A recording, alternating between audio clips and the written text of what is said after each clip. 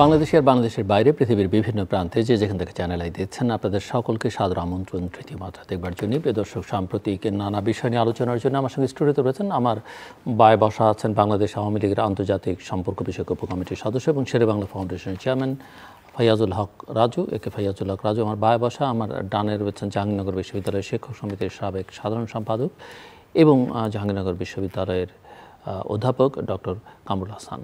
স্বাগত আপনাদের দুজনকে তৃতীয় মাত্রায়। আমি আপনাদের দুজনের কাছে ছোট্ট একটা একলায় মানে 3 শব্দের বা 4 শব্দের একটা প্রশ্ন। বাংলাদেশে এখন আপনি কি দেখছেন আসলে ফাইয়াজুল হক রাজু? বাংলাদেশে ধন্যবাদ এই মুহূর্তে। ধন্যবাদ জিলুর ভাই, ঈদের শুভেচ্ছা। সেই সঙ্গে চ্যানেল আয়ের অগণিত দর্শকদেরকে ঈদের শুভেচ্ছা এবং মোবারকবাদ জানাচ্ছি। বাংলাদেশে কি দেখছি? বাংলাদেশে তো ভালো মন্দ সবই দেখছি। ভালো আছে, মন্দ আছে, দুটোই আছে। অস্বীকার করার উপায় নেই যে ভালোর পাশাপাশি মন্দেরও একটা সুবাতাস আছে, বিভিন্ন ক্ষেত্রে আছে। অর্থনীতি মন্দের সুবাতাস, মানে একটু সার্কাস্টিকভাবে বললাম। এই জন্য বললাম যে ভালোর পাশাপাশি মন্দের বিষয়টা সকলে স্বীকার করতে চায় না, অথবা স্বীকার করে নিতে পারে না। কিন্তু নিঃসংকোচে স্বীকার করতে হয় যে ভালো যেরকম আমাদের আছে বর্তমানে, মন্দও আছে কিছু, এবং বৈপরীত্য আছে, বিচ্যুতি আছে, ত্রুটি আছে সমাজনীতিতে, রাষ্ট্রীয় নীতিতে, আমাদের গণতান্ত্রিক অভিযাত্রায় বা চর্চার ক্ষেত্রে, অর্থনীতিতে, ব্যাংকিং সেক্টরে, নানানভাবে খারাপ দিকগুলো তো আছেই। আবার ভালো আছে। মাননীয় প্রধানমন্ত্রী জননেত্রী শেখ হাসিনার প্রাজ্ঞ যে রাজনৈতিক, তার যে একটা গত 1 যুগেরও বেশি সময় ধরে একটা যে অভিযাত্রা, সেখানে আমরা দেখি যে স্মরণকালের সর্বোচ্চ রাজনৈতিক এবং বিশেষ করে ডেভেলপমেন্টাল যে, অর্থাৎ উন্নয়নমূলক যে কাজ, তার একটা বিশাল ফিরিস্তি দাঁড়িয়ে গেছে এবং সারা পৃথিবীতে সমাদৃত হয়েছে। বিভিন্ন রকম প্রশ্ন আছে এসব উন্নয়নের বিষয় নিয়ে। অনেক সময় অনেকে প্রশ্ন করে আয় নিয়ে, ব্যয় নিয়ে। বাট দিন শেষে আমাদের অগ্রযাত্রা খারাপ নয়, তার থেকে বলতে পারি যে স্মরণকালের সর্বোচ্চ রকম উন্নয়ন হয়েছে মাননীয় প্রধানমন্ত্রী শেখ হাসিনার।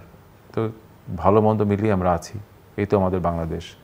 ভালোটাই আশা করি এখন সামনের দিকে, খারাপ যেন কমে যায়। আমার বক্তব্য এরকমটাই আজকের দিনে। Thank you doctor Kamrul Hasan. ধন্যবাদ প্রিয় জিল্লুর ভাই এবং আমার সহালোচক এবং যারা শুনছেন। আমি শুরুতেই যে জিনিসটি দেখছি, হয়তো কেউ যদি অন্যভাবে না নেন, আমি দেখতে পাচ্ছি যে দিল্লি সফরে মাননীয় প্রধানমন্ত্রীর সঙ্গে যারা যাচ্ছেন, সেখানে তালিকা যেটা দেখেছি সেটা একটু যারা গেছেন আর কি। হ্যাঁ, গেছেন, অলরেডি গেছেন। তো যাই হোক, এটা তো সব কিছুতেই আসলে নজিরবিহীন ঘটনা আমরা প্রত্যক্ষ করছি। ব্যানার্জির থেকে শুরু করে অর্থনৈতিক, রাজনৈতিক, সামাজিক সর্বপর্যায়ে মূল্যবোধের জায়গাতেও আমরা সেটা দেখছি। তবে এর মধ্যে সবচেয়ে বেশি যেটা গুরুত্বপূর্ণ আমি মনে করি, সেটা হচ্ছে আমাদের এই মুহূর্তে একাধিক সংকট রয়েছে। একটা হচ্ছে মিয়ানমার থেকে যে সংকটটা আসছে, সেটা আমরা অ্যাড্রেস করতে অনেকেই বিশেষজ্ঞ বলছেন আমরা ব্যর্থ হচ্ছি, নীরবতার নামে আমরা আসলে ফেইল করছি।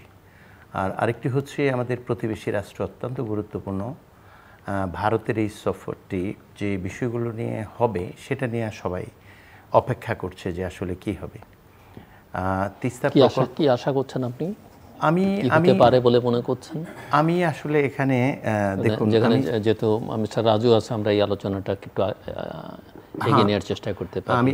আমি যেটা ভাবছি যে ইতিহাসটা আসলে খুবই সুখকর নয়। আমাদের অর্থনৈতিক, বাণিজ্যিক এবং পারস্পরিক সম্পর্কের জায়গাটি আমাদের মুক্তিযুদ্ধের সময়, মহান মুক্তিযুদ্ধের সময় আমাদের প্রতিবেশী বন্ধু রাষ্ট্রের সহযোগিতার পর আমরা যা কিছু দেখেছি, তার সব কিছুতেই আমাদের একটা মিশ্র আসলে অভিজ্ঞতা হয়েছে।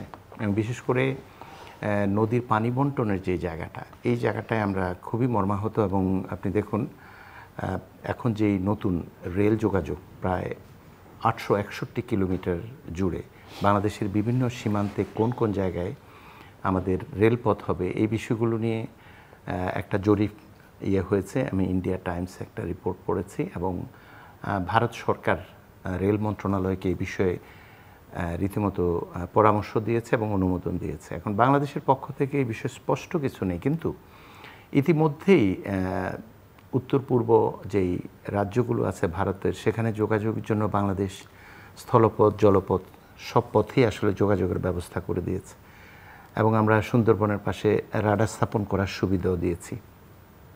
আমরা আমাদের প্রতিবেশী রাষ্ট্রের যেই কর্মবাজারের একটা বড় একটা লক্ষ্যবস্তুতে পরিণত হয়েছি। প্রতি বছর $5 বিলিয়ন উপার্জনের সুবিধা আমরা তৈরি করে দিয়েছি। সবই ঠিক আছে এই সেন্সে যে ভারত তাদের পররাষ্ট্রনীতির জায়গা থেকে তারা নিজেদের লাভটা দেখবে, এটাই তো হচ্ছে পররাষ্ট্রনীতির বা কূটনৈতিক জায়গায় দক্ষতা। কিন্তু বিপরীতে একটা স্বাধীন সার্বভৌম রাষ্ট্র হিসাবে সীমান্তের যে হত্যাকাণ্ডগুলো আমরা দেখি, আমি 2009 থেকে 18 পর্যন্ত একটা পরিসংখ্যান দেখেছি যেখানে 5 শতাধিক মানুষ আসলে প্রাণ হারিয়েছে এই বর্ডারে। একটা বন্ধু রাষ্ট্রেও এইভাবে আমরা না হয় ছেড়ে দিলাম, ফেলানি তার কাটায় ঝুলেছিল, সেটা যদি বিক্ষিপ্ত ঘটনা কেউ বলতে চায়, কিন্তু এই গরু পাচার করার সাথে যারা জড়িত, এটা অবশ্যই অগ্রহণযোগ্য, এটা ভালো কোনো কাজ নয়। কিন্তু ফেন্সিডিল পাচার করছে যারা, বাংলাদেশের পক্ষ থেকে বিজিবি এ পর্যন্ত কয়জনের প্রাণ নিয়েছে পত্রিকা আমি একটাও পড়িনি। তাহলে ভারতের ওই প্রান্তে শত শত ফেন্সিডিল কারখানা তৈরি করে বাংলাদেশের মানুষ অর্থনৈতিক যেই সুবিধা সেটা নেওয়ার পাশাপাশি মানুষকে এইভাবে মাদকাসক্ত করার যে প্রক্রিয়াটা, সেখানে একটা নৈতিক প্রশ্ন আছে, আরেকটি হচ্ছে আইনগত প্রশ্ন যে সীমান্ত পাড়ি দেওয়া অবৈধভাবে। কিন্তু সেখানেও বাংলাদেশের কিন্তু কোনো ধরনের আমরা পদক্ষেপ দেখি না, কেউ প্রাণ হারিয়েছে দেখি না। যার কারণে আমার মনে হচ্ছে যে ইতিহাসটা যেহেতু এরকম, এবং ভারতের আর সবচেয়ে গুরুত্বপূর্ণ যে জায়গাটি, আমরা তো অলরেডি উত্তর পূর্ব রাজ্যগুলোতে ভারতের বিভিন্ন ধরনের সরঞ্জাম, সেটা সামরিক থেকে শুরু করে আমরা জানি না আর কী কী জিনিস যাচ্ছে, কারণ সেটা চেক করবারও কোনো সুযোগ নেই। এভাবেই আমরা আসলে চুক্তিবদ্ধ হয়েছি। ফলে সেখানে আমরা নেপালের সাথে আমাদের একটা যোগাযোগ তৈরি করবার জন্য সামান্য 22 কিলোমিটারের যে জায়গাটা চিকেন নেক, সেটার কিন্তু ফয়সালা এখনও হয়নি। সেরকম একটা পরিস্থিতিতে এই আসলে রাষ্ট্রীয় যেই সফর, এটা অত্যন্ত সংক্ষিপ্ত কিন্তু অতি গুরুত্বপূর্ণ আমি এই জন্য মনে করি। কারণ তিস্তা প্রকল্প নিয়ে যখন চীনের সঙ্গে বাংলাদেশ সরকার প্রায় অনেক দূর এগিয়ে যাচ্ছে, একটা প্রকল্প প্রস্তাব, সেটা বিবেচনা, একটা পর্যায়ে এসে যখন আমরা দেখলাম বিনয় কোয়েত্রা যখন আসলো, তিনি প্রধানমন্ত্রী মহোদয়কে তিনি নিমন্ত্রণ জানালেন এবং সেই সময় তাদের নিজেদের ইচ্ছা কিংবা উষ্মা প্রকাশ করে গেলেন। প্রায় অনেক দূর এগিয়ে যাওয়া তিস্তা এই ব্যারেজের এই প্রকল্পের এই জায়গাটা কিন্তু থেমে গেল। এখন প্রশ্ন হচ্ছে যে আমাদের তো পানি বন্টনের, এটা তো আসলে আমরা উষ্মা প্রকাশ করে যাননি, ওনারা বলেছেন যে ওনারা এখানে ঋণ দিতে চান। এখন ঋণ সহায়তা দিতে চান। কিন্তু আমার একটা প্রশ্ন হচ্ছে, আমি যে কারণে জি যেটা চীনেরও প্রস্তাব, এখন প্রশ্ন হচ্ছে সাইমালটেনিয়াস প্রস্তাব আছে, কিন্তু এখানে সাইমালটেনিয়াস না, চীন অনেক আগে প্রস্তাব দিয়েছে। চীন আগে প্রস্তাব দিয়েছে, প্রকল্পটা ওখান থেকে প্রসেস হয়ে চীন সরকারের পক্ষ থেকে সেটার অবজারভেশন বাংলাদেশে এসেছে, এটা নিয়ে কাজ চলছে। ঠিক এই সময় এটা বলা হচ্ছে, কিন্তু ওটা নিয়ে আমার সমস্যা নেই। জিওপলিটিক্যাল র্যাট রেস না, এখানে আরেকটি বিষয় একটু আছে, আমার একটা অবজারভেশন এখানে আছে, সেটা হচ্ছে আমরা হলাম ভাটির দেশ এবং এই নদীর উৎস হচ্ছে ভারতে, ফলে এটা হচ্ছে আমাদের অধিকার এই জলটা পাওয়ার, তাই তো? তো এখন প্রশ্ন হচ্ছে যে আপনারা যে পানিটা আটকাচ্ছেন, এটা হচ্ছে আমাদের রাইটস টু ন্যাচারাল রিসোর্স, এটাই নিয়ম সারা পৃথিবী। তো আপনারা যদি এখানে গর্ত করতে আসবেন কেন? এখানে সংরক্ষণের কিছু, এখানে প্রকল্পের কোনো ইস্যু নেই। আপনারা আমাদের তিস্তায় যেই ন্যায্য পাওনাটা, আপনারা সুইচ গেট ওপেন করে দেন। এখানে গর্ত করতে আসবে হচ্ছে আপনাদের এই ন্যায্য সিদ্ধান্তটি না নেওয়ার কারণে আমরা বিপদে পড়ে, যেমন একবার খাল খনন করেছিলাম 1,500, আমরা বাধ্য হয়েছি, আমরা পানি পাচ্ছি না। ঠিক আমরা যখন দেখেছি যে লং মার্চ হয়েছে আমাদের সেই মাওলানা ভাসানীর আমাদের ন্যায্য পাওনার জায়গায় আমরা অধিকারের কথাটা ওই স্পোক আউট, আমরা বলেছি, কারণ এটা আমাদের অধিকারের জায়গা। কিন্তু আমরা যেটা দেখলাম যে সেখানে ভারতের পক্ষ থেকে আসলে এখানে এসে ব্যারেজ করবার কোনো লজিক্যাল গ্রাউন্ড আমি খুঁজে পাই না। বরং আমি এটা মনে করি যে এখানে পানির যে ন্যায্য হিস্সা এইটা সমাধান করা উচিত। যদি না করে সেক্ষেত্রে চীন যে সাহায্যের হাত বাড়িয়ে দিয়েছে সেটা হচ্ছে আমাদের বিকল্প হিসাবে একটা প্রস্তাব। তাহলে ভারত এখানে যখন এই জায়গায় এসে গর্ত করতে চায় তার আগে সুইচ গেট ওপেন করা অথবা একটা ন্যায্য চুক্তি এনশিওর করা হচ্ছে তাদের নৈতিক দায়িত্ব, যেটা আমি ফলো করতে পারিনি। এটা কেন করছি? যে মিস্টার ফায়াজুল্লাহ রাজু, যেহেতু আপনি আওয়ামী লীগের আন্তর্জাতিক সম্পর্ক বিষয়ক উপকমিটির সদস্য, প্রধানমন্ত্রী ভারত সফরে রয়েছেন এবং এই সফর থেকে প্রত্যাশা কি, এটা একটা বড় প্রশ্ন। যদি অনেকেই মনে করেন যে আসলে গত 10-15 বছর ধরে ওদিকে 10 বছর, এইদিকে 15 বছরের বেশি সময় আওয়ামী লীগ ক্ষমতায়, যা কিছু হচ্ছে দুদিক থেকেই, বিশেষ করে ওই দিক থেকে সেটা অনেকটা রেটরিক, এই দিক থেকে তেমন কোনো প্রাপ্তিযোগ নাই দেয়া ছাড়া। একটু আপনার কমেন্ট শুনতে চাই আমরা। এবং বেনজির আহমেদের নাম উল্লেখ করেছেন ডক্টর কামরুল হাসান। অনেকেই মনে করেন এখন বাংলাদেশে শুধু বেনজির, আজিজ, আনার এদেরকেই দেখা যায়, এরাই সব, এবং দুর্নীতির বা অর্থের একটা নগ্ন প্রদর্শনী করবার মতো, অশ্লীল প্রদর্শনী করবার মতো একটা গোষ্ঠী বাংলাদেশে তৈরি হয়েছে এবং সেটাই মানুষ এখন দেখে। অন্যদিকে মানুষ আসলে সাফার করছে অর্থনৈতিকভাবে, বাজারে গেলে তার জীবন দুর্বিষহ হয়ে ওঠে, আয়ের সঙ্গে ব্যয় মেলাতে পারে না, এরকম একটা বাংলাদেশ এখন মানুষ দেখছে। সো ধন্যবাদ জিলুর ভাই, ওয়ান্স অ্যাগেইন। ভাইয়ের কথা আমি শুনছিলাম মনোযোগ সহকারে। কম বেশি কথা ঠিকই আছে, তবে কিছু বাস্তবতা আছে। বাস্তবতার নিরিখে কূটনৈতিক যে ধারাটা বা পারস্পরিক যে যোগসূত্র সেটা নির্ধারিত হয়। এখানে পানির বিষয়টি কিন্তু খুব মুখ্য আমাদের ভারত বাংলাদেশ সম্পর্কের ক্ষেত্রে। ভারতের সঙ্গে আমাদের সম্পর্ক কিন্তু শাশ্বত। আমরা তো ভারতের অংশ ছিলাম বা ভারত আমাদের অংশ ছিল। যেভাবে আপনি দেখেন, ভারতবর্ষে ছিলাম আমরা একটা সময়, সেখান থেকে বের হয়ে 47-এর পরে আমরা আলাদা হয়েছি, 2টি রাষ্ট্র হয়েছিল, তারপরে আমরা পাকিস্তানের থেকে আমরা আলাদা হয়ে আজকে স্বাধীন বাংলাদেশ।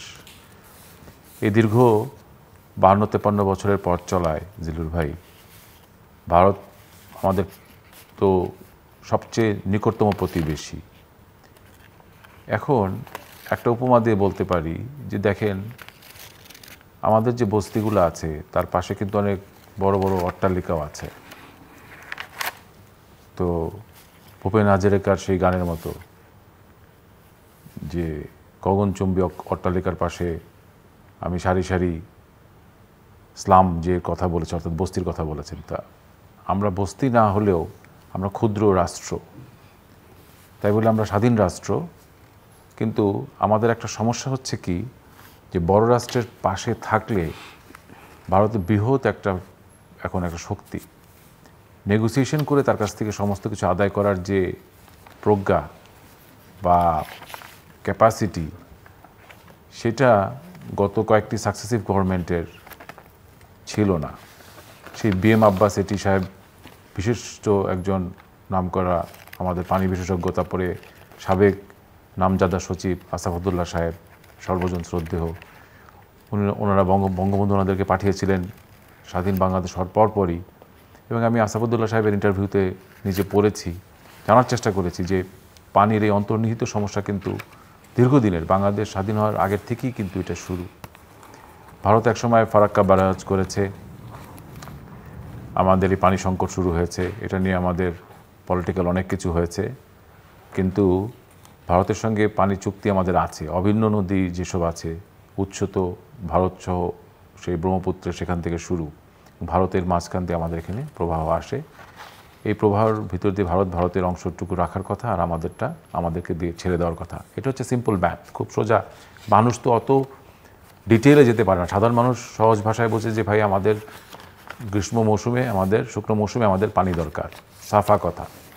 এবং আমাদের যেহেতু কৃষি প্রধান একটা রাষ্ট্র বা অর্থনীতির একটা বড় অংশ কৃষি, পানি অবিচ্ছেদ্য অংশ এই কৃষিকে সামাল দেওয়ার ক্ষেত্রে। সার, বীজ, অন্যান্য জ্বালানি সরবরাহের পাশাপাশি।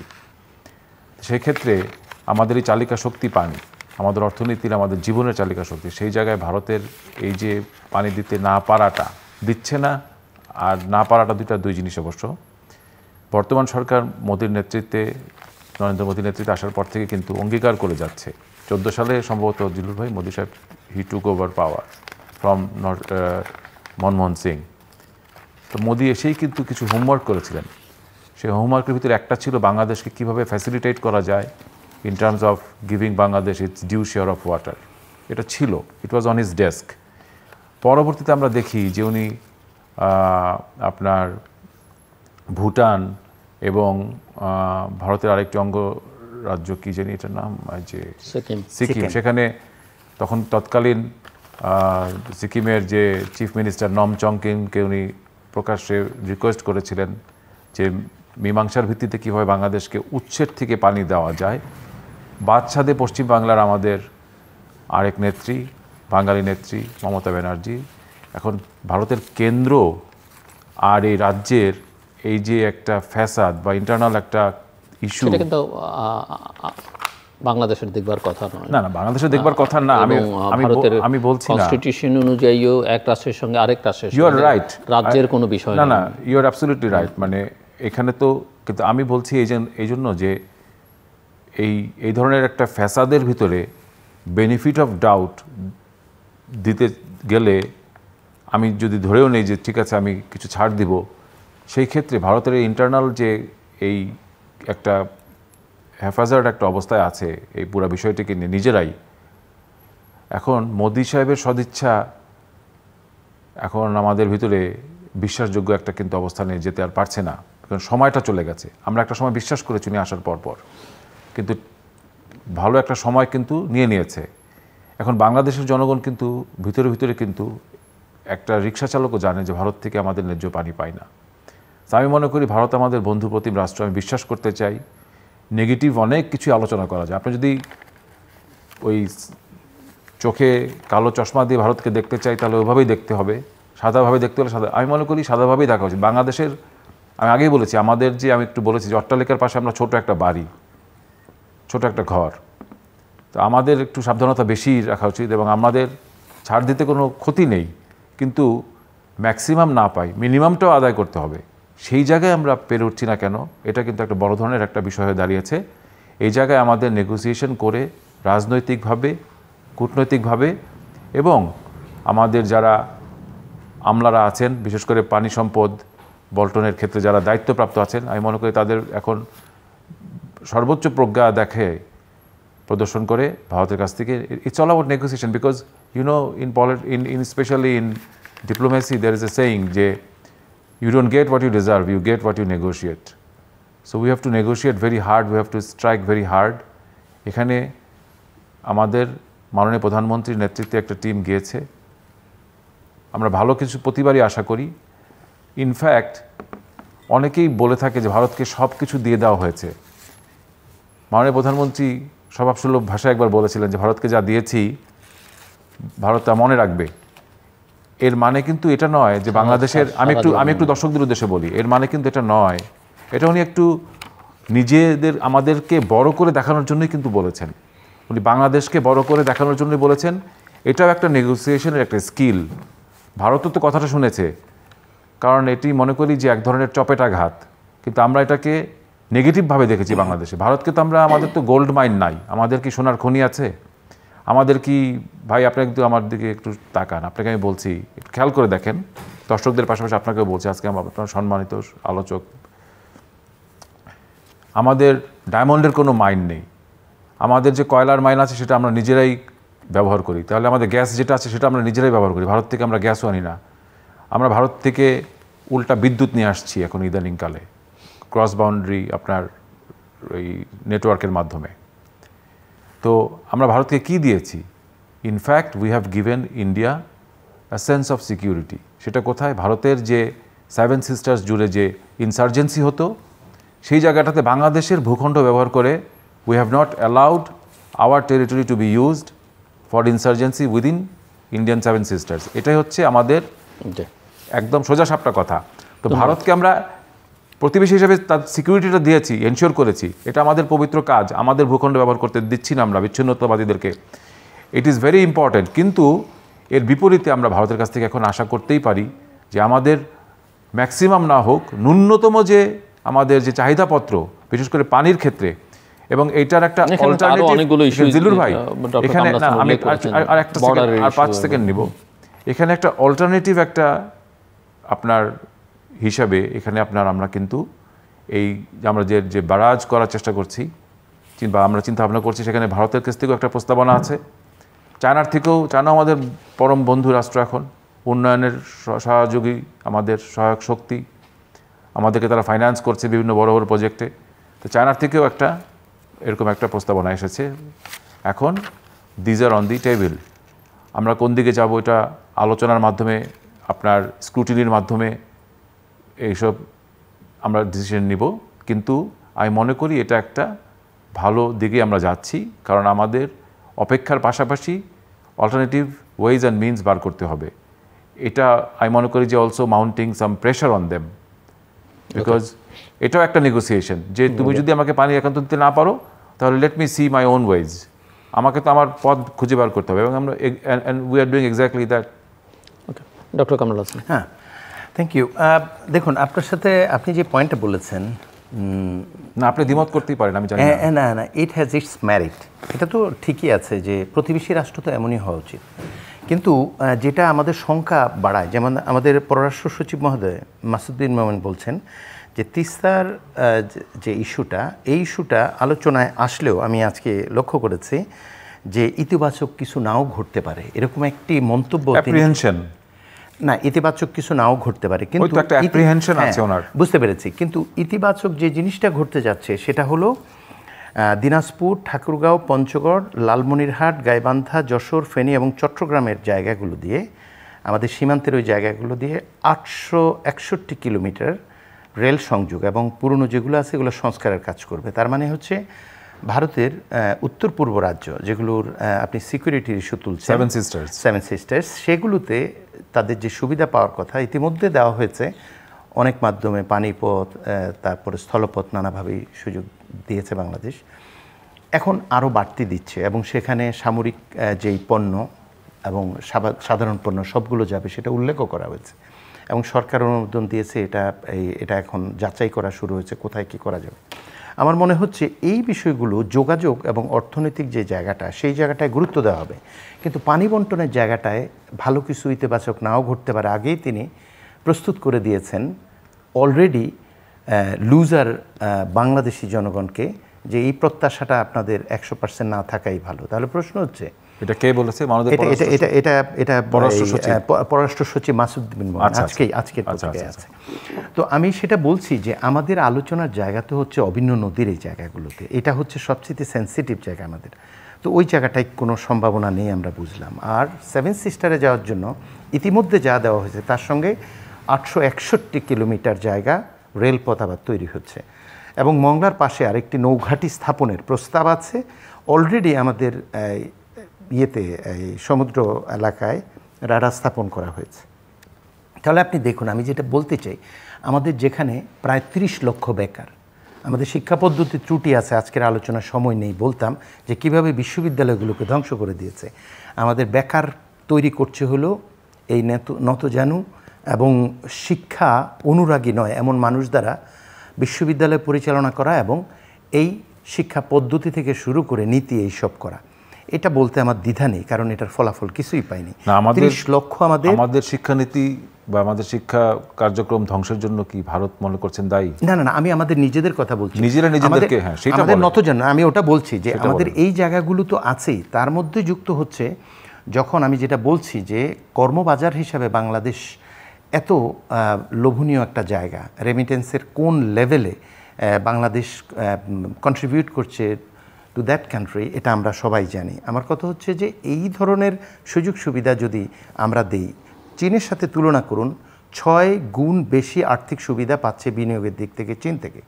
অথচ আমাদের যেই মানে সম্পর্কগুলো, অর্থনৈতিক যে জায়গাগুলো, সেই জায়গাগুলোতে 6 ভাগের 1 ভাগ হিসাবে এবং যোগাযোগের জায়গাগুলোতে শুধু বারবার আসছে। তার মানে হচ্ছে আঞ্চলিক জিওপলিটিক্যাল যেটা বলছেন, বিশেষ করে ভারতের যেই সার্বভৌমত্ব এবং নিজেদের ভূমি ঠিক রাখার যে চেষ্টা, Bharat is doing very correct stuff, কোনো অসুবিধা নেই। কিন্তু প্রশ্ন হচ্ছে from their point of view, আমাদের কথা হচ্ছে যে আমরা যখন এরকম সেন্সিটিভ জায়গায় আসব, আমরা 861 কিলোমিটার বাংলাদেশের সীমান্তের প্রায় সব জায়গায় যেখানে 5 শতাধিক সাধারণ মানুষের রক্তে রঞ্জিত, সেই জায়গাগুলোতে আমরা জায়গা দেব, সেখানে কি আমরা একটু বলতে পারি না যে এই হত্যা বন্ধ হোক?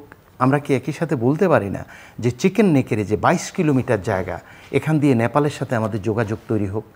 আমরা তো মানে সুবিধাটা নিতে চাই। দেখুন, এই জায়গাগুলোতে কোনো উন্নতি হবে বলে ধারণা করা যাচ্ছে না। এর সাথে যুক্ত হয়েছে পদ্মা সেতু ব্যবহার করার একটা বিষয় উল্লেখ করা হয়েছে।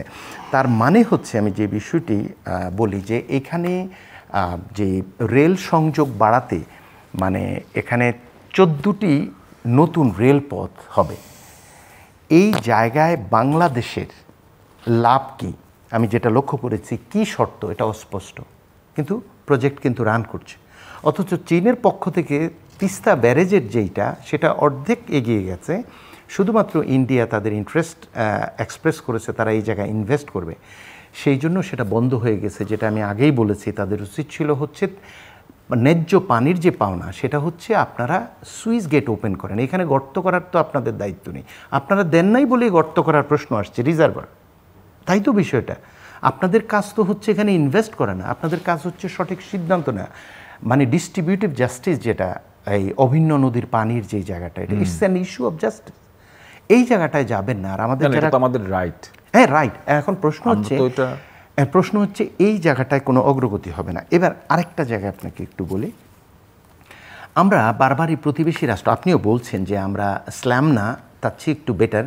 ইন্ডিয়া একটা প্রভাবশালী দেশ, মানে এটা একটা বাস্তবতা, তো এটা একটা বাস্তবতা। কিন্তু ইন্ডিয়া পরিধির দিক থেকে একটা বড় দেশ হলেও বাংলাদেশ অনেক অনেক জায়গায় ইন্ডিয়াকে অতিক্রম করে ছোট্ট একটা জায়গা মাথা উঁচু করে দাঁড়িয়েছে। অর্থাৎ এই একটি মাত্র ভূখণ্ড যেখানে রণাঙ্গনে স্বাধীনতা অর্জন করেছে, গোল টেবিলে বসে হয়নি।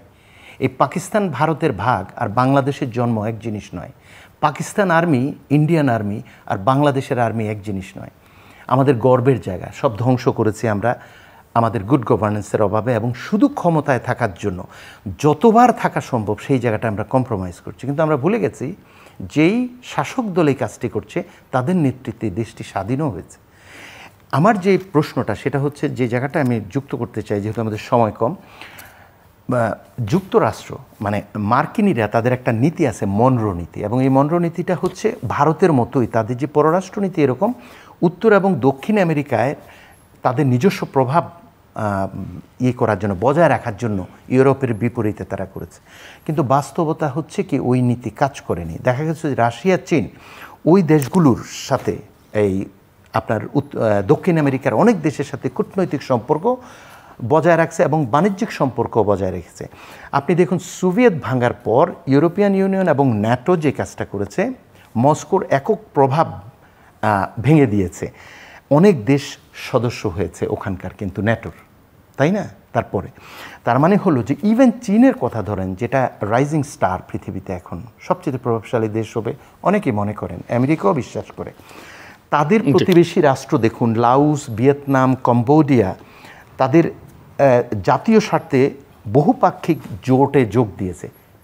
তার মানে হচ্ছে প্রত্যেকটা প্রভাবশালী দেশ বিশ্বায়নের যুগে একক আধিপত্যের যে কনসেপ্ট, সেটা কিন্তু এখন আর নেই। তাহলে বাংলাদেশ কেন প্রতিবেশী রাষ্ট্রের একক আধিপত্য মেনে নেবে? আপনার বহু লক্ষ্য আছে, দূরত্ব আপনার জন্য বিষয় না, প্রতিবেশী বদলানো যায় না, এই কনসেপ্টটা মোটেই ঠিক না। প্রতিবেশী আমি বদলাতে যাব কেন? কিন্তু অর্থনৈতিক মুনাফার জন্য, আমার নিজের পরিস্থিতি পরিবর্তন করার জন্য এই বিশ্বায়নের যুগে, ইন্টারনেটের যুগে আমার জন্য মালয়েশিয়া আছে, ইন্দোনেশিয়া আছে, ভিয়েতনাম আছে, যেখানে আমি লক্ষ্য স্থির করব সেই দেশে, সারা দুনিয়ায় তো এভাবে কাজ করে। এটা দূরত্ব তো না, এটা হচ্ছে আসলে আমার লাভটা আছে কিনা আমি সেটা দেখতে হবে, যেটা ভারত করছে।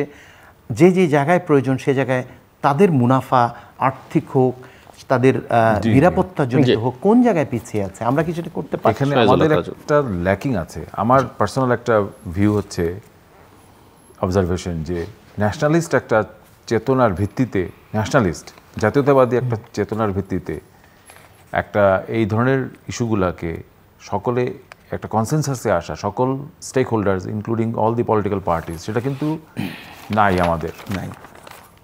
একটা দল বা দুটো দল শুধুই ভারত বিরোধিতা করে এবং মনে করে যে ভারত বিরোধিতা করলে একটা বড় একটা স্ট্যান্ডবাজির পলিটিক্সে বাংলাদেশের মানুষজন ভারতের উপর ক্ষিপ্ত আছে নানান কারণে, সেই সেন্টিমেন্টটাকে পুঁজি করে রাজনীতি করা।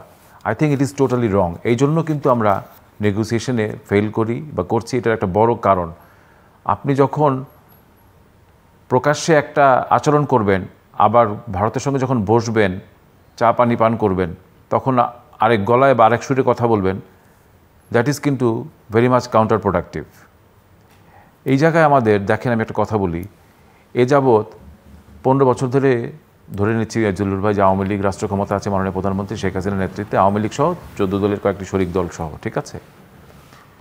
বাট অ্যাপার্ট ফ্রম দ্যাট, এই 15 বছরে আওয়ামী লীগের শাসনের সময় প্রথম দিকে বিএনপি বাংলাদেশের অন্যতম একটি বৃহৎ রাজনৈতিক শক্তি, তারা ছিল অপোজিশনে, মূল অপোজিশনে ছিল তারা, প্রধান বিরোধী দল ছিল সংসদে। আচ্ছা, পাশাপাশি জাতীয় পার্টি ছিল, এখনও আছে, এবং অন্যান্য কিছু অপোজিশন পার্টি পার্লামেন্টে ছিল। তাদের একজনও কি একবারও অন রেকর্ড আপনি আমাকে দেখাতে পারবেন সংসদে উত্থাপন করেছে ভারতের সঙ্গে আমাদের যেসব বিষয়াদি নিয়ে বৈরিতা আছে অথবা আনসেটেলড রয়েছে ইস্যুগুলা, একবারও কেউ কথা বলেনি, একবারও উচ্চারণ করেনি, not a single word from any opposition bench. তো বাট যখন আপনি পল্টনের ময়দানে যাচ্ছেন, যখন আপনি বায়তুল মুকাররমের উত্তর গেটে দক্ষিণ গেটে থাকেন, তখন আপনি ভারত বিরোধিতা করে গগন বিদারী আপনি চিৎকার করছেন বা সোচ্চার হচ্ছেন, বাট ইট ডাজন্ট হেল্প। এখানে আমাদের যে একটা কালেকটিভ এফোর্ট নাই, সেটা ভারত বুঝে এবং সেই জন্য সেই প্রেশারটা নেয় না সেইভাবে। You have to mount pressure ceaselessly এবং আপনার সিমলেসলি। এখানে কিন্তু বন্ধ হয়ে যায়। এখানে আপনার সংসদের ভিতর থেকে আমরা কখনো একটা ঐক্যমতে আসতে পারিনি যে আমাদের ভারতের সঙ্গে যে পারস্পরিক কতগুলো জায়গায় আনসেটেলড ইস্যুস রয়ে গেছে, সেগুলোকে how to address that and what is the way out. এটা নিয়ে সকলের ভিতরে একটা কনসেনসাস যদি থাকতো, ভারতে সেটাকে দেখতো এবং ভারতের ভিতরে একটা কিন্তু চাপ অনুভব আসতো। এটাও কিন্তু পার্ট অফ ইউর নেগোসিয়েশন। এই নেগোসিয়েশন স্কিলের জায়গায় আমাদের রাজনৈতিক যে পারস্পরিক যে একটা মিনিমাম একটা আন্ডারস্ট্যান্ডিং বিটুইন দি পার্টিজ, সেটা কিন্তু নাই, that is very much absent. আজকে সেটার একটা অ্যাডভান্টেজ বলেন বা সুযোগ বলেন ভারত পাচ্ছে, এটা আমি বলতে বাধ্য হচ্ছি। কারণ ভারতের সঙ্গে কিন্তু অ্যাজ আই সেড আর্লিয়ার, যে বড় প্রতিবেশী বা বৃহৎ শক্তির সঙ্গে আপনি কিন্তু ছক্কা পাঞ্জা খেলছেন এমন। আর এই ধরনের বিষয়াদিগুলো হয় কি, এগুলাতে ভারতের মালদ্বীপ থেকে ভারতীয় সৈন্যদের প্রত্যাহার করতে আমাদের মালদ্বীপ আবার চায়নার দিকে লিন করেছে, মালদ্বীপ has lean toward China. So Bharat প্রেশারটা অনুভব করছে। ভারত শ্রীলঙ্কার সঙ্গে কিন্তু নেগোসিয়েশন করেছে, $4 বিলিয়ন দিয়েছে যখন শ্রীলঙ্কা বিপদে পড়ে ফাইন্যান্সিয়াল ক্রাইসিসের সময়। ভারত কিন্তু শ্রীলঙ্কাকে $4 বিলিয়ন দিয়ে একটা প্যাকেজ দিয়েছিল, বাংলাদেশও দিয়েছে। তো ভারত সামটাইমস দেখবেন যে রিজিওনাল যে তাদের যে ফ্রেন্ডস বা অন্যান্য আমরা যারা আছি বাংলাদেশ বাদে, অনেকের সঙ্গে কিন্তু সম্পর্ক ভালো যাচ্ছিল না, আস্তে আস্তে মিটিগেট করার চেষ্টা করছে। কেন? কারণ এই যে একটা striking A balance is very important. আমরা সেই জায়গায় করতে পারছি না। আজকে আমরা কিন্তু মাননীয় প্রধানমন্ত্রীর নেতৃত্বে চায়নার সঙ্গে একটা সুন্দর একটা সম্পর্ক গড়ে তুলেছি। যদিও চায়নার সঙ্গে আমাদের সম্পর্কটা বেশিরভাগ ক্ষেত্রেই আপনার রিজনাল ইস্যুর থেকে সবচেয়ে বড় ইস্যু হচ্ছে হলো গিয়ে আমাদের ডেভেলপমেন্টের চায়না একটা বড় পার্টনার। বাট চায়নার এই যে বাংলাদেশের দিকে আস্তে আস্তে এগিয়ে আসা বা ঝুঁকে পড়া, এটা একটা বড় নেগোসিয়েশন। আজকে ভারত বোধে এটি একটি বড় ধরনের একটা উপকরণ হিসেবে কাজ করছে। কারণ ভারত তো দেখতে পাচ্ছে যে আজকে যদি ভারত আমাদের সঙ্গে সমস্ত কিছুতেই এই ধরনের আনসেটেল রেখে দেয়, তাহলে পরে জিলুর ভাই আজকে আমাদের প্রতিবেশী হিসেবে চায়না কিন্তু অনেক দূরে এগিয়ে এসেছে। তো এই ব্যাপারটাও কিন্তু নতুন উইন্ডো আপনার অফ থটস ওপেন করে দিচ্ছে, new window is opening. So এইগুলা কিন্তু আমাদের নেগোসিয়েশন, এবং এই জায়গায় মাননীয় প্রধানমন্ত্রীকে অবশ্যই সাধুবাদ দিতে হয় যে উনি প্রাজ্ঞ রাজনীতির মাধ্যমে, কূটনৈতিক আপনার মহত্বের মাধ্যমে উনি কিন্তু আজকে এই জায়গায় কিছুটা হলেও বাংলাদেশকে এগিয়ে একটা জায়গায় দাঁড় করে দিয়েছেন। অর্থাৎ বাংলাদেশ কিন্তু এখন একটা রিজিওনাল শক্তি। আমরা ছোট রাষ্ট্র, কিন্তু একেবারে এখন আর ফেলনা নয়। তবে আরেকটি জিনিস আমাদেরকে বুঝতে হবে যে রাজনৈতিক ঐক্যমত খুবই ইম্পর্টেন্ট এই সমস্ত রাজনৈতিক শক্তিগুলোর সঙ্গে আমাদের যারা অভ্যন্ত। কারণ এটা যদি না থাকে, আমরা যদি আমাদের ভিতরে এরকম হানাহানি শত্রুতা করতেই থাকি, তাহলে পরে আমাদের বাইরে যারা আছে তারা কিন্তু কেউ সেদে আমাদেরকে কিছু দিতে আসবে না। নাকি এটা ভুল বলছি বলেন আপনি? মানে ফ্রি লাঞ্চ বলে তো কিছু নাই, শেষ করতে হবে। কূটনীতিতে বা পারস্পরিক এই যে নেগোসিয়েশন, এখানে কিন্তু ফ্রি লাঞ্চ বলে কিছু নাই। এখানে কিন্তু আমাকে সর্বোচ্চ আদায় করার জন্য নিজস্ব ইউনিটি, নিজেদের ভিতরে যে একটা সংঘবদ্ধ একটা আমাদের ঐক্যের প্রয়াস, সেটা বজায় রেখে প্রশ্ন হচ্ছে যে সেই ঐক্যটা আসলে আমরা সবাই চাই কিনা। না, এটা প্রফেসর কামরুল হাসান। হ্যাঁ, দেখুন সব ঠিক আছে, আমি আসলে ওই পয়েন্টটা আমাকে আমরা একাডেমিক আলোচনা করছি। হ্যাঁ, একটু স্ট্রাইক করেছে। দেখুন মালদ্বীপের যে জায়গাটা, কে কোন দল করি সেটা কিন্তু বড় ব্যাপার না। ওটা আমি আসলে ব্যক্তিগতভাবে যে বাংলাদেশকে বাঁচাইতে হবে ভাই। আমি এটা বলি যে আমি যে দল করি এটার নাম বাংলাদেশ। ফলে রাজনৈতিক কোনো দলের সাথে যদি আমার সম্পৃক্ততা থাকে, এবং আছে, ফলে ওই দল আলোকিত হবে। আমি যদি বাংলাদেশকে ভালোবাসি, বাংলাদেশের স্বার্থ সংরক্ষণ করতে পারি, আমাকে দলের পেছনে ঘুরতে হবে না, দল আমাকে গ্রহণ করবে। ফলে আমাদের সংকটটা হচ্ছে যে আমরা আসলে আমাদের what should be in the centre of my thoughts, that is the interest of the country, prime issue. তা এখন ইন্টারেস্টটা দেখুন মালদ্বীপ কীভাবে ইন্টারেস্টটা সেট করেছে। মালদ্বীপে আমরা জানি যে ইব্রাহিম সোলি অবশ্যই ভারতের সাথে খুব ঘনিষ্ঠ ছিল। মজ্জু, আমি যেটা দেখলাম যে ভারতের সঙ্গে সম্পর্ক খারাপ, আপনি বলছেন চীনের সাথে সম্পর্ক, কিন্তু যে ঘটনাটির কারণে তাদের সেনাবাহিনী প্রায় সম্ভবত 89 জনকে তারা উইথড্র করেছে, নিতে বাধ্য হয়েছে ভারত, তার কারণ হচ্ছে যে মোদি সাহেবকে নিয়ে মন্তব্য করার কারণে তাদের সংসদ সদস্য, তখন তাদের চিত্রতারকা এবং পর্যটক যারা, তারা কিন্তু মালদ্বীপ বর্জন করেছিল, যেটা ভারত বর্জন করেছে, ভারতের পণ্য বর্জন করেছে। এদেশের সামাজিক যোগাযোগ মাধ্যমে অনেকেই দেখেছি। তাহলে ভারত যদি মালদ্বীপকে বর্জন করতে পারে, তাহলে কোন কারণে? প্রধানমন্ত্রীকে নিয়ে মন্তব্য করেছে সেই জন্য। এবং মালদ্বীপ তখন যেটা করলো মজ্জু, খুবই প্র্যাগম্যাটিক।